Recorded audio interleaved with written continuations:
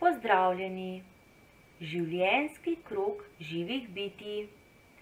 Danes bomo govorili o življenjskem krogu vseh živih bitij. Katera živa bitja pa poznamo? Ljudje, živali in rastline smo živa bitja.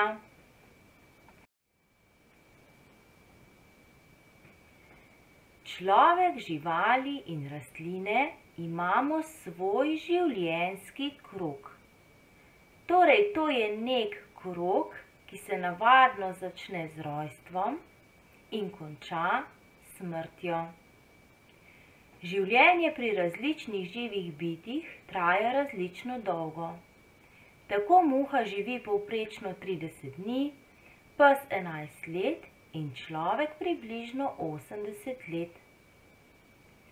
Ljudje se rodimo, smo torej majhni, nato rastemo, se razvijamo, razmnožujemo, staramo in umremo.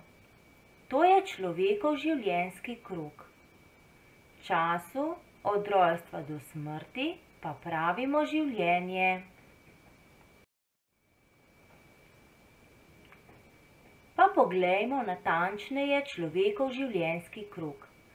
Torej, človek se rodi. Človek nato raste in se razvija.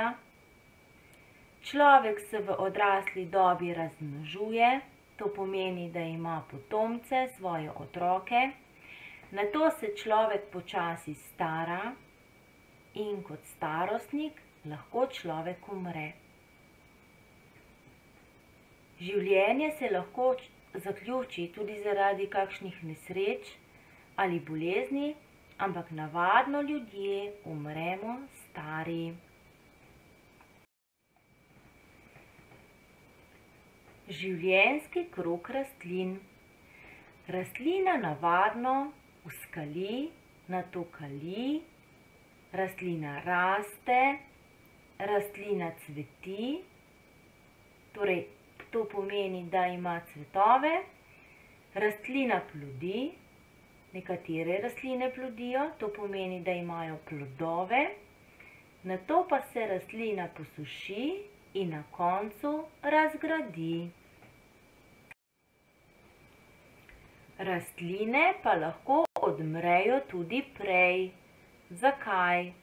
Zato, ker so lahko hrana živalim in ljudem, ali pa jih ljudje odtrgamo, odrežemo, odžagamo ali odsekamo.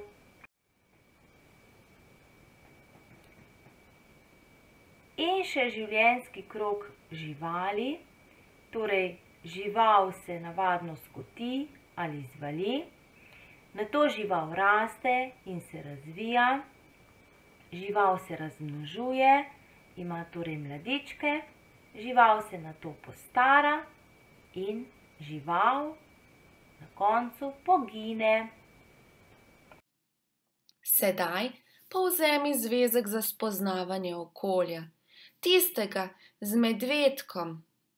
Vanj z rdečo barvico napiši naslov Življenjski krog živih bitij, tako kot ti kaže na posnetku.